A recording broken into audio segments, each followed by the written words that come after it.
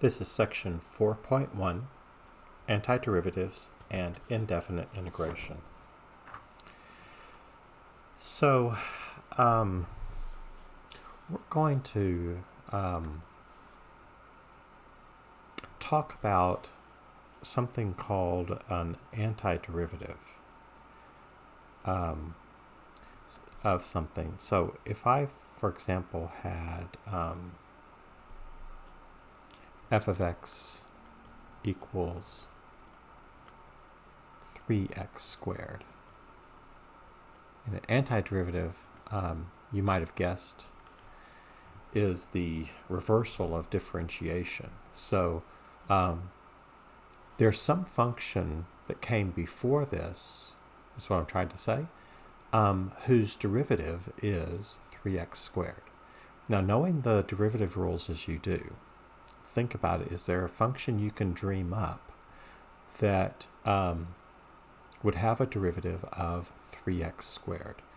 And you may say, yeah, I think x cubed would fit the bill. And you're right, that's a good answer.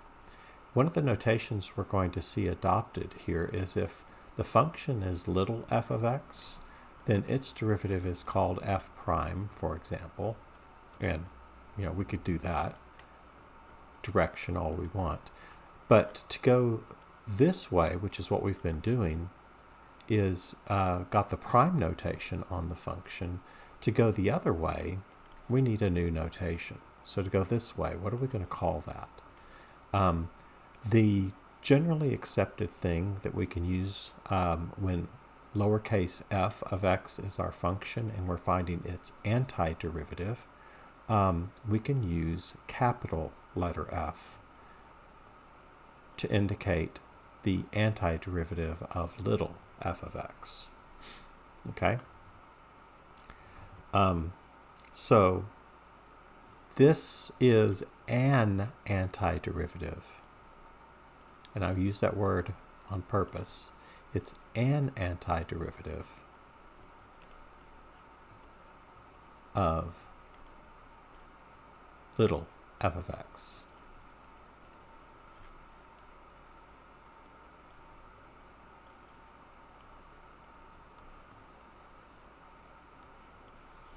Oops. So we're going to define capital F of x as an antiderivative of lowercase f on an interval I when the derivative of capital F of x, which in this case would be 3x squared, is our function f of x. That's what an antiderivative is it's a function whose derivative is our function. And that's for all x's on that interval. Okay, so an antiderivative. Now, here's the fun part of this. What about this function?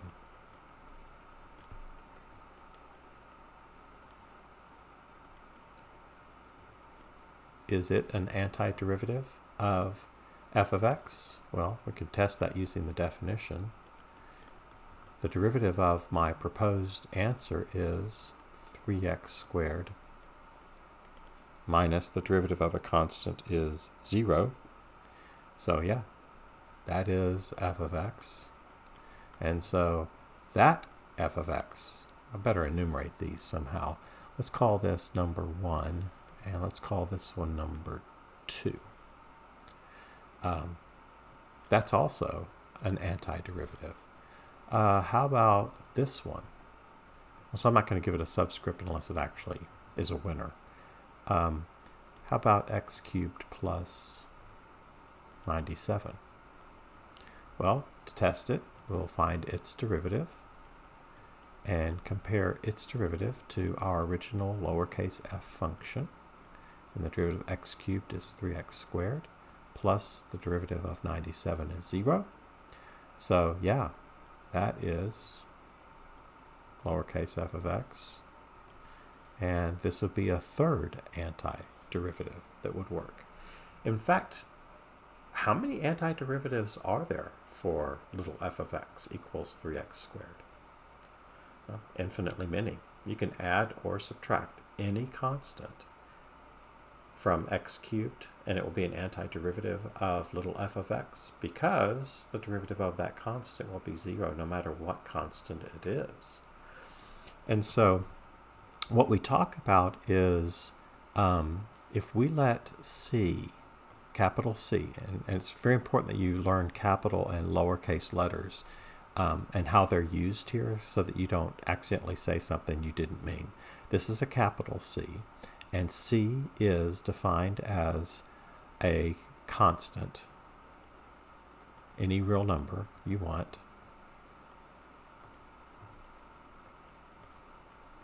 so let me define capital C as any real number constant you want it to be. And I could say in a more general way than those three specific examples that I have, that f of x, capital F of x I should say, is x cubed plus c. And of course, if c is negative, it'll end up looking like subtraction. But x cubed plus any constant, its derivative will be 3x squared. And so this is the general antiderivative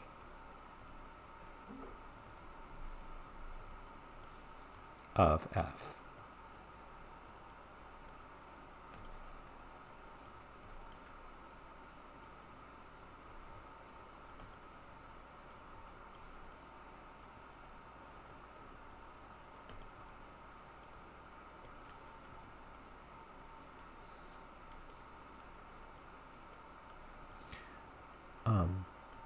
So when we're stating answers for what is an antiderivative of this function, we're going to need to remember to add this constant, because we're going to have not just one answer, but many, infinitely many, to be quite accurate. So when we have the task of finding an antiderivative, I would say find the most simple one. X cubed was our simple idea at the very outset.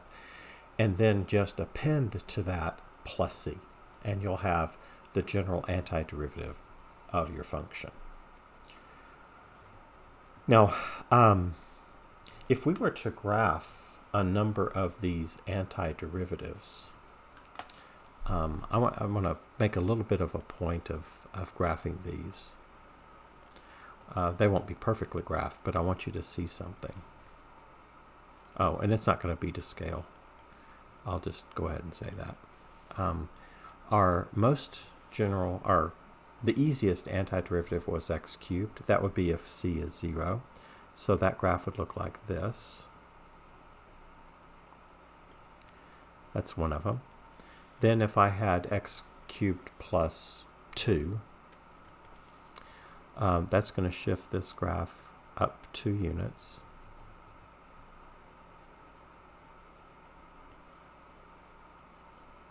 Or if I had x cubed minus 1, that would shift the green graph down 1. And you would probably start to say, well, that's all that's happening. This plus c shifts the graph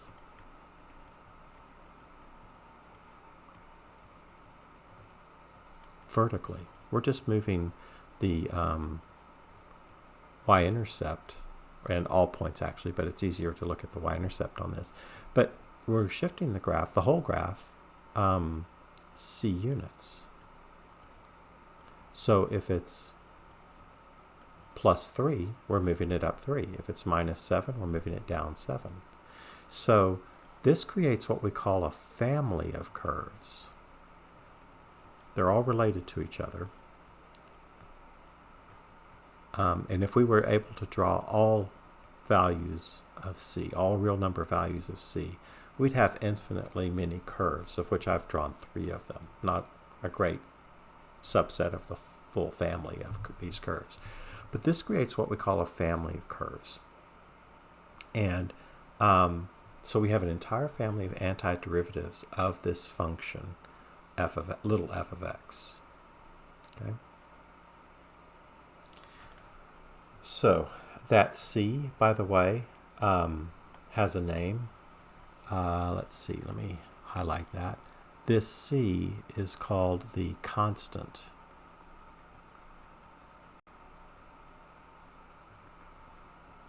of integration. Now I've been throwing some words around and I haven't really talked about the words much, so let me talk to you a little bit about these terms I'm using. Derivative, we've done that. We know how to find a derivative. Antiderivative means the reversal of the derivative process. So we've seen that x cubed is an antiderivative of 3x squared because the derivative of x cubed is 3x squared. Okay, so that's our antiderivative. Integration is the opposite of the word differentiation.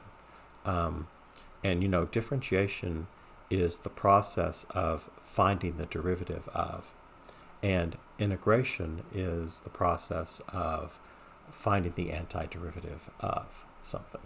Okay, and we'll see the word integral for this that's related to integration. We'll see that term integral in just a few minutes. I think it's in this section that we do that. Pretty sure. Yeah, we'll see that. All right, so now, if we know a derivative rule, that means we know an antiderivative rule, to be quite honest.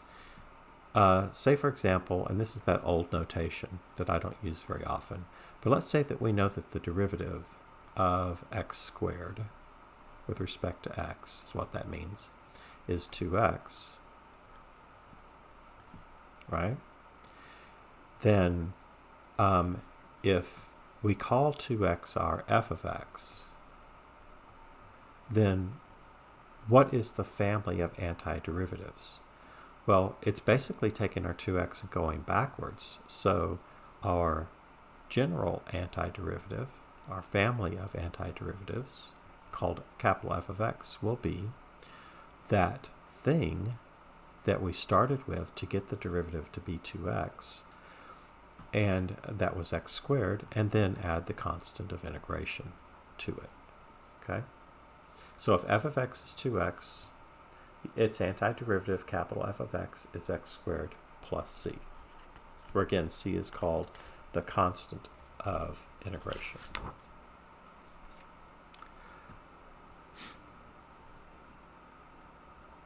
Okay.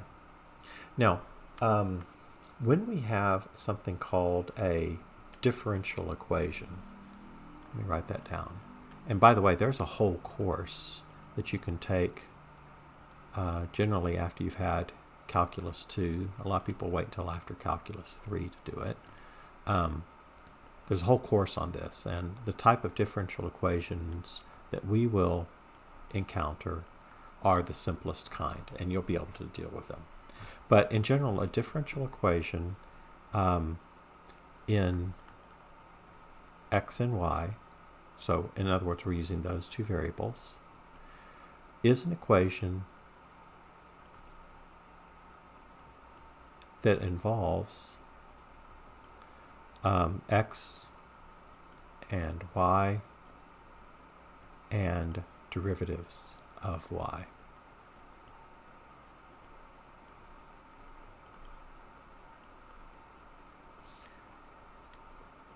So if there's a derivative in the equation, like dy dx or f prime of x or something like that, then it's a differential equation. So let me just make up one that we're not going to solve. If I had, for example, 3y prime minus 2 y double prime equals x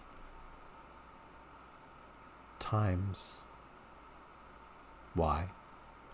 That's a differential equation, okay? That's not one you can solve yet. But let's do one that you can.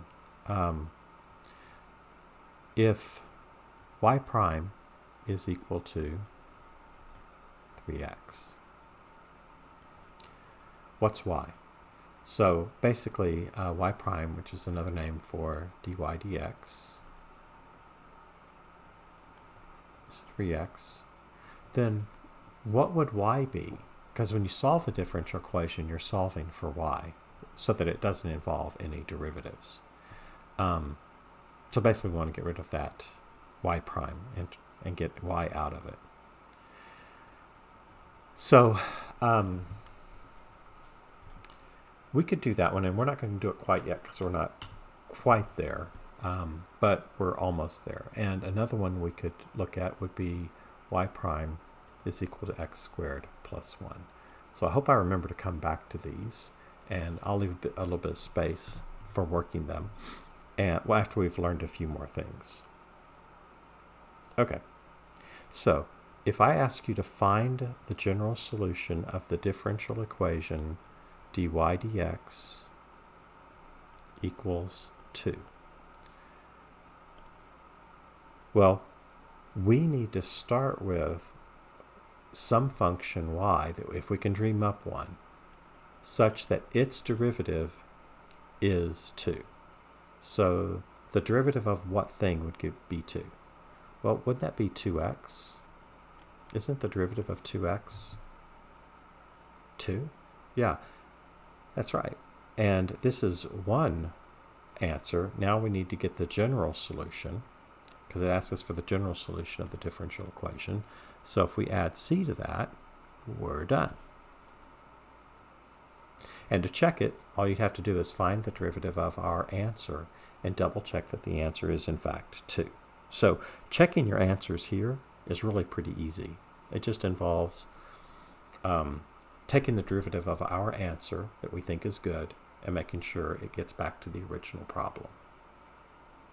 Okay, so let's find a rule for this. If dy dx is any constant, let's call that constant k, then what would the general antiderivative be equal to? Well, hopefully you're thinking kx plus c, and that's your first antiderivative rule. The antiderivative of a constant is k times x plus c.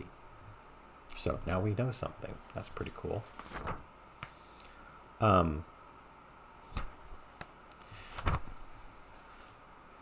Good.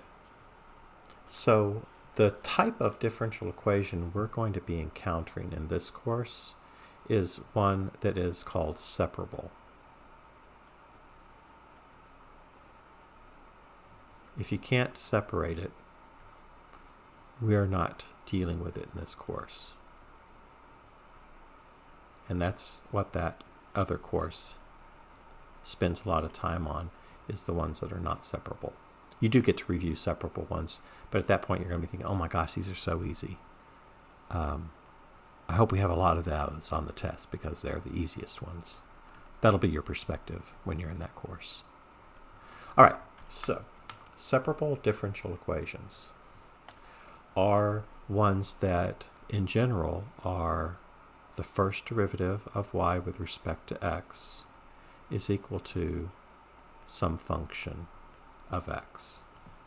It's called separable because I can separate the y stuff from the x stuff by simply multiplying both sides of the equation by dx.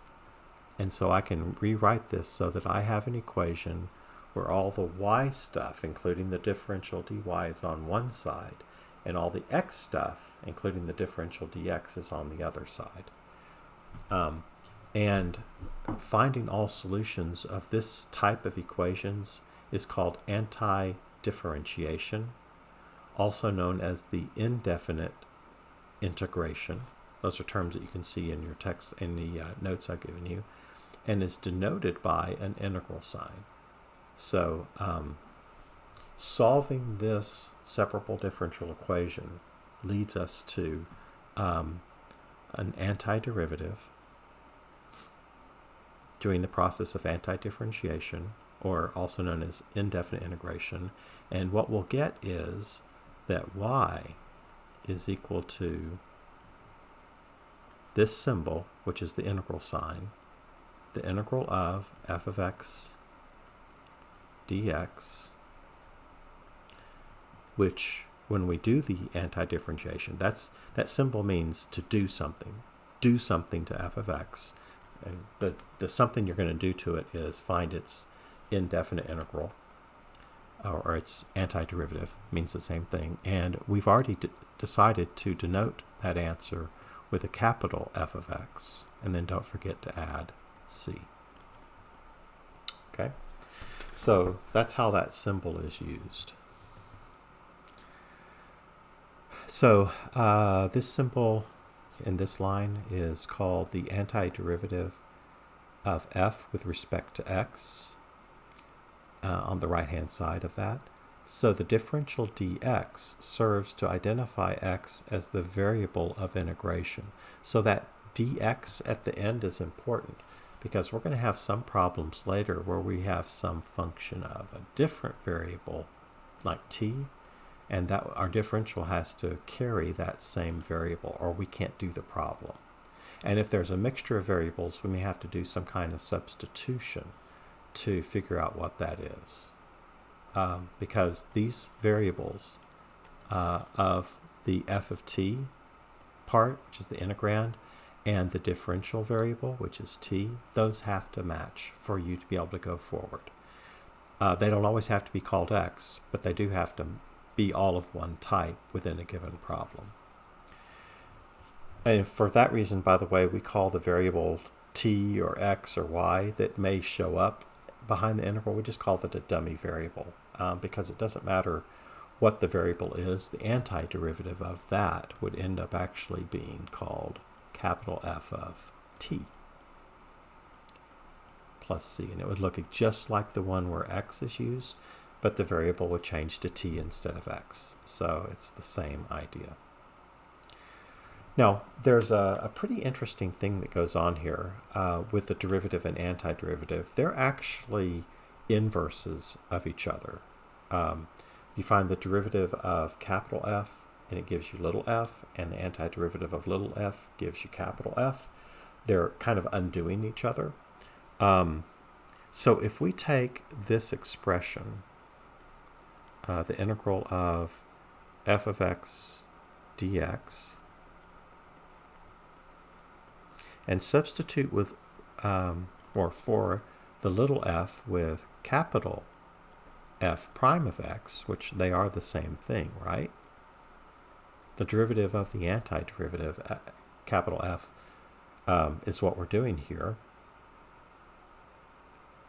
And that will give us capital F of x. So that last statement, plus c, that last statement is actually important because it's saying the antiderivative of the derivative of something is that something.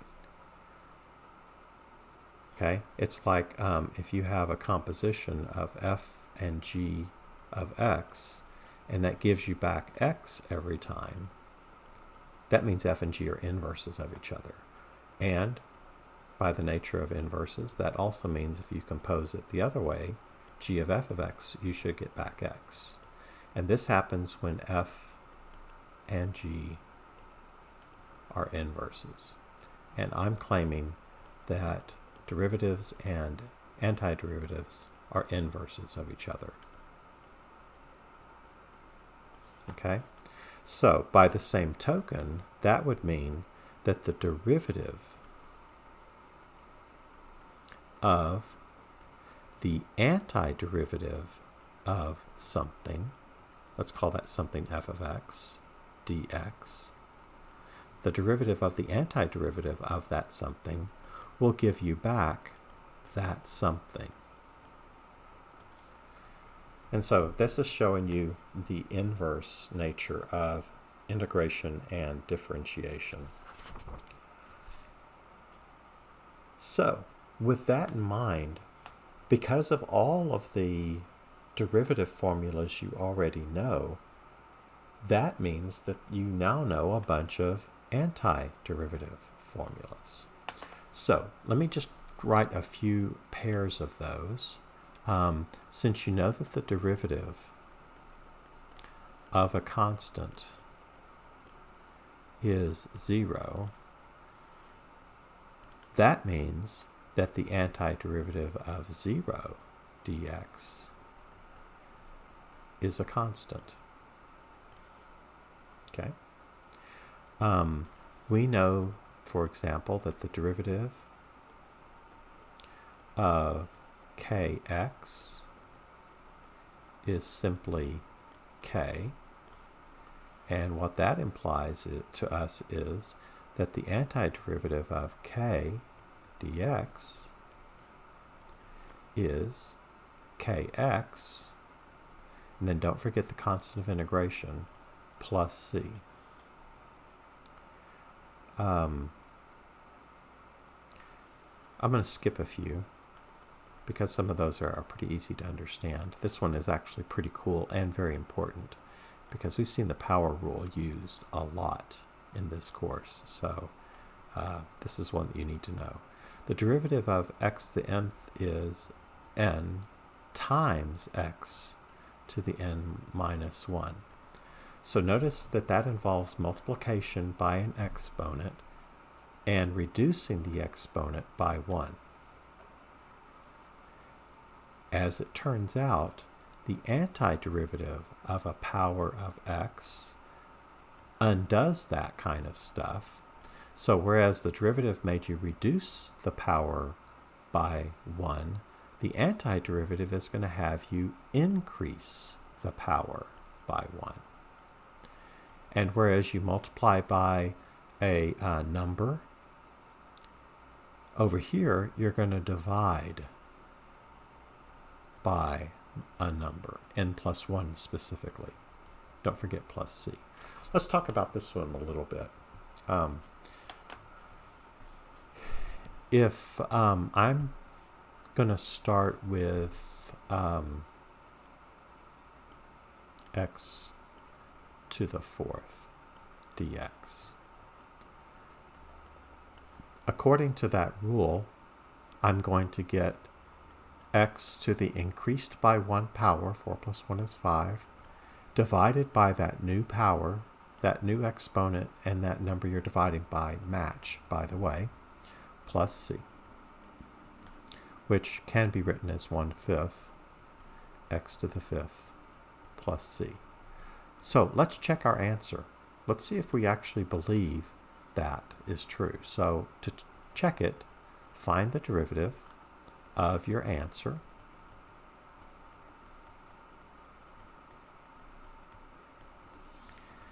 And of course, the derivative of a constant times something is the constant times the derivative of the something. The derivative of x to the 5th is 5x to the 4th plus, and the derivative of a constant is 0, and that simplifies to be x to the 4th, which, lo and behold, exactly matches the function we started with. So that checks out, and therefore this is the correct antiderivative. So that's a pretty cool antiderivative rule. Now there's one caveat. What can you not divide by? Well, you can't divide by 0. So you can't use this rule when n is -1. When n is -1, it actually has its own rule that we're not ready to talk about quite yet. So just forget that. As long as n is not -1, you can find its antiderivative right now. If it is -1, you'll have to wait. Okay, some more of these that I'd like to point out. The derivative of sine of x is cosine of x, and that implies that the antiderivative of cosine of x with respect to x is sine of x, right, plus c. Don't forget that plus c. Let's do another one. The derivative of cosine of x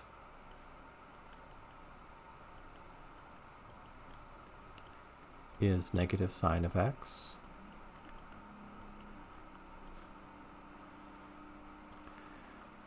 The antiderivative of sine of x dx. I'm going to explain this one a little bit better. So I'm going to rewrite the answer down here. In the first line, I'm going to work through it so you can kind of understand where this comes from. But I'll write the answer down here, the rule down below. If I want to take the antiderivative of sine of x, I'm not really sure what that is, but I do know that the antiderivative of negative sine of x should be cosine of x. But I can't just introduce a negative 1 in here because I want it there, but I can introduce multiplication by positive 1. And isn't negative 1 times negative 1 positive 1? And since that is so, this ends up being the opposite of the antiderivative of negative sine of x dx, which is negative, and then the antiderivative of negative sine of x, if you look over here, that should be cosine x plus c. So the rule is the antiderivative of sine of x is negative cosine of x plus c. And so I'd like for you to look at all of those integration formulas in the 2 pages, I think it's just 2. Yeah, 2 pages of antiderivative rules, integration formulas, paired up with the differentiation formulas.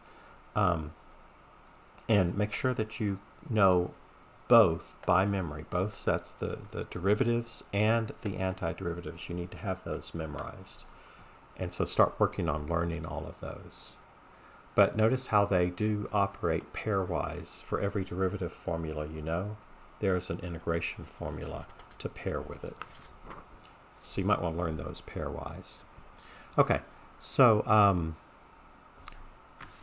one of them I didn't mention. The third one down is the integral of k times a function. I used it just a second ago, but I didn't talk about it.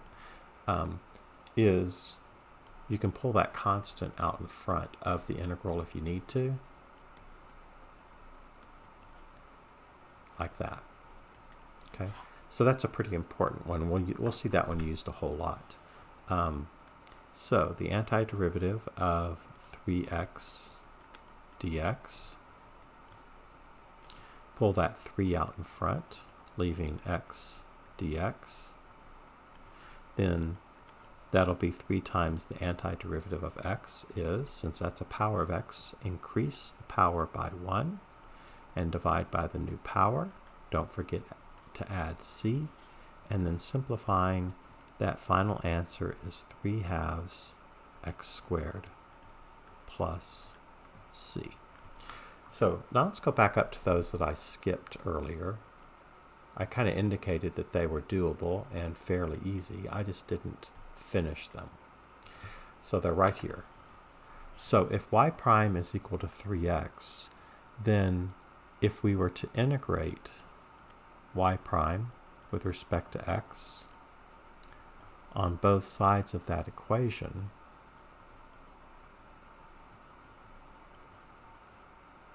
then the antiderivative of the derivative of y would give us back y, and the 3 would come out in front, like we just did, and just like we did a second ago, that we already see the work from below, that becomes 3/2 x squared plus c. So we've solved our first differential equation. Yay! Well, actually, we solved these constant ones earlier. Oh, well. You get the idea. Okay, so let's work on this one. See if we can do it. So the antiderivative of y prime with respect to x should be equal to the antiderivative of x squared plus 1 with respect to x. By the way, please do not forget to write that dx. That's part of the integral sign. It's kind of like a grouping symbol. The integral sign on the left and the differential dx on the right. You really need both. Okay, so be careful that you always write the differential dx in this case. So the antiderivative of the derivative of y is y. There's a rule in there, just like the derivative of a sum is the first thing's derivative plus the second thing's derivative. That's what we're going to do here. And we can split that physically into two separate integrals. But as you get better and better at these, you can do some of this separation in your head. And that's fine. When you get there, please do it. Okay, so for power of x, we're going to increase the power by 1 to 3 and divide by the new power. And instead of writing two constants, you'd have a constant plus a constant, which would just be another constant. We're going to just hold off and wait and write a constant at the end when the last integral is gone. Okay, the antiderivative of a constant is that constant, which is 1 times x. 1 times x is x. And now put in your plus c. And there's the solution to our other differential equation that we countered early on. So the doing of that is not that bad. It's just making sure you've memorized that table of antiderivatives correctly and that you can apply them. So one of the things I want to point out is that a lot of times, just like derivatives, if I have like y equals the square root of, say, x squared minus 3, one of the things we do at the beginning is we rewrite that as a power to do the derivative process. As it turns out, we also won't like radicals when it comes to anti-differentiation. So if I had an integral of the square root of x squared minus 3, which we won't know how to do yet for a while, we might very well want to write it. Actually, in this case, you don't, but that's for another day in calculus 2. I picked a bad example, in other words. You would want to rewrite that as to the 1/2 power. In fact, let me go back and change this so it's actually something we can do right now. I probably should have done this to begin with. So let's make it just plain x minus 3. Because that's what makes this not doable for us right now. So let's just make it plain x minus 3, and now it's doable. Okay. So let's actually finish that one. I guess we have two things to finish. Here we're looking for the derivative. So y prime would be 1/2 times the base, the something, to the reduced by 1 power, times the derivative of the inside function. The derivative of x minus 3 is just 1, and so that, or this form of that, is a final answer. Okay? So don't forget your derivative rules, because you have to do both, and a lot of times you'll encounter both. So actually this one ends up being, because that's just plain x minus 3, this is actually doable.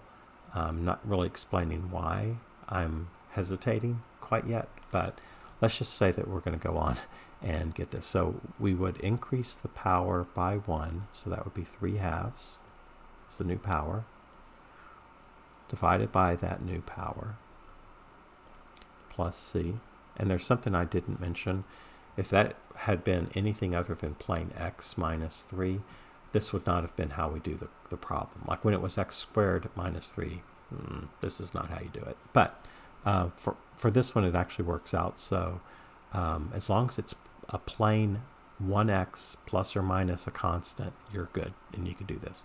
Now remember, to divide by fractions, you multiply by the reciprocal So that answer would be 2/3 multiplied by x minus 3 to the 3/2, and then plus c.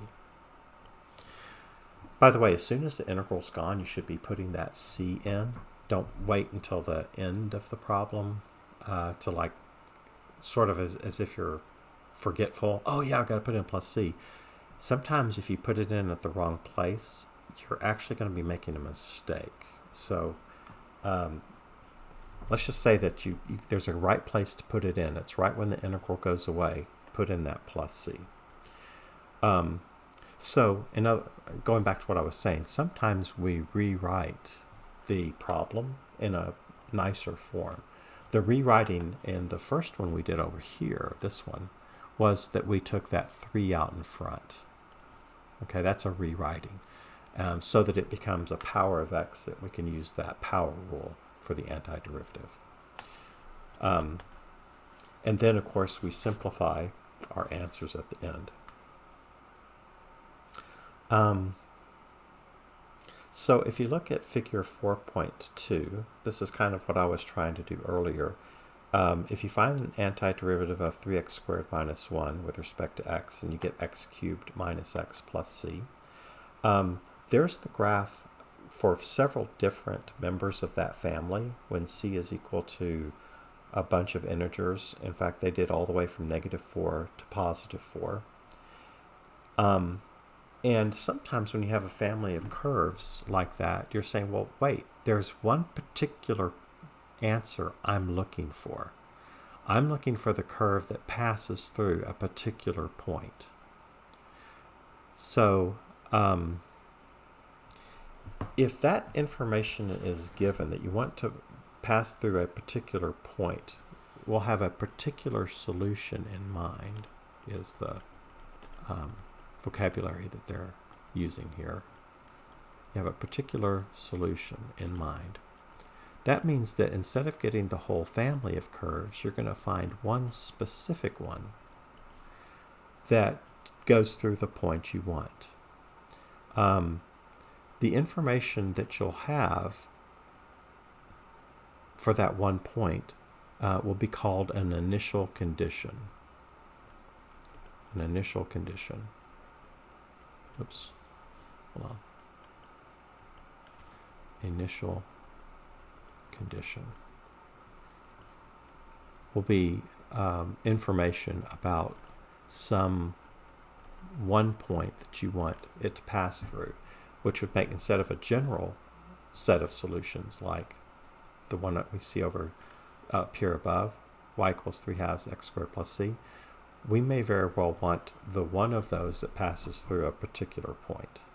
Okay, so for that curve from figure 4.2, where they had y is equal to the integral of 3x squared minus 1 dx, and I'll take you through the answer to this in slow motion, if you will.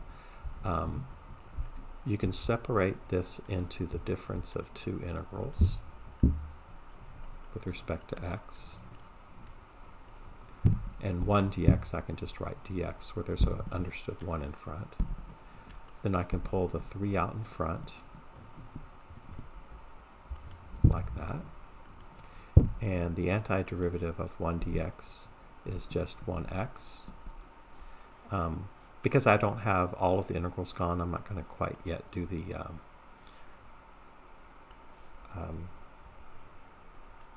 c. I'll do that in a second. Okay, so 3 times the antiderivative of the power of x is increase the power by 1 and divide by the new power, minus x from above. Now put in c, and then simplify, and that's how they got x cubed minus x plus c. Now, you may notice that one of those curves in there passes through the point 2, 4. So if we were told that we have an initial condition that we want the curve to pass through 2, 4. so the curve is y equals x cubed minus x plus c. What value of c allows us to make that pass through 2, 4? So what we'll do is we'll substitute in for y with 4 and substitute in for x with 2 in all places that it occurs, and then solve the result for c. So 2 cubed is 8. 8 minus 2 is 6. Subtracting 6 from both sides, you get c is negative 2. So if you look at those curves, the one that's a little bit darker is actually where c is negative 2.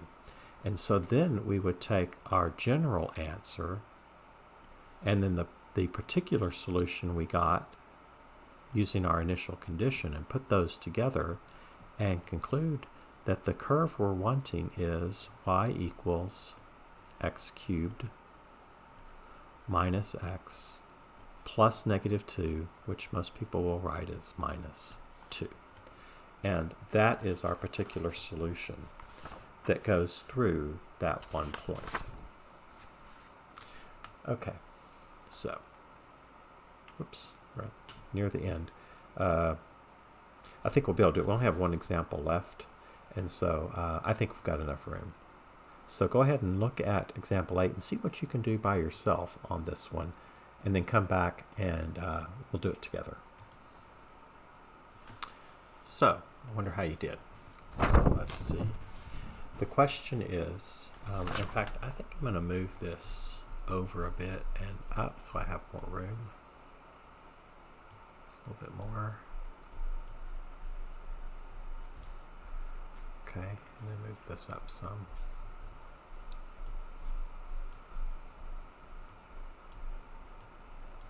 Okay, there we go. So, this one says find the general solution of capital F prime of x equals 1 over x squared, assuming x is positive, and find the particular solution that satisfies the initial condition that f of 1 is 0. Okay, so if we find the integral on both sides with respect to x,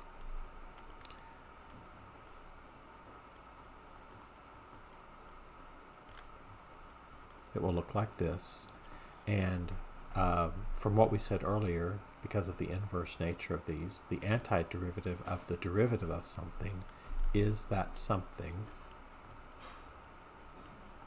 So that'll be f of x. 1 over x squared, like if we were finding its derivative, we'd rewrite it. So we should do that too here. So we should write that as a power of x.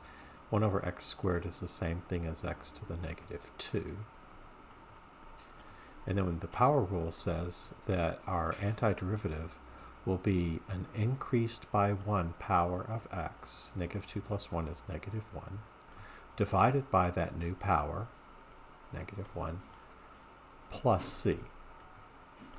And that simplifies to be negative 1 over x plus c. Okay, so that is our general antiderivative, capital F of x. Now, using the initial condition, we know that the f value will be 0 when the x value is 1. And then solve for c. So 0 is equal to negative 1 plus c. Adding 1 to both sides makes c equal to positive 1. And so therefore, as a conclusion, the particular solution we were looking for, capital F of x, is now known to be negative 1 over x plus 1. And so if we looked at a family of curves, and I think I copied figure 4.3 on there for you. If I didn't, let me just show you what that kind of looks like. you have a family of curves that all look sort of like this. Let's see if I can draw this well.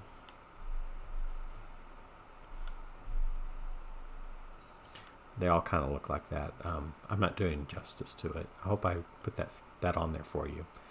And the one of these that we're looking for, although I didn't do a great job of drawing them, is the one that passes through the point 1, 0. Let's just say it's this one. And that happens to be when C is 1. Whereas these other ones, like this is C equals 2, and this would be C equals 0, etc. These are not the ones that give us the point that passes through, or the curve that passes through our chosen point. And so that curve labeled with C equals 1 would be the correct curve that passes through our particular solution 1, 0. And of course, we're going to keep the fact that x has to be positive, which if you look at the graphs of those are all graphs where x is a positive number. There's nothing graphed over here where x is negative. And the reason is we're only keeping positive x's. Okay, so that ends this lesson. We'll see you in class.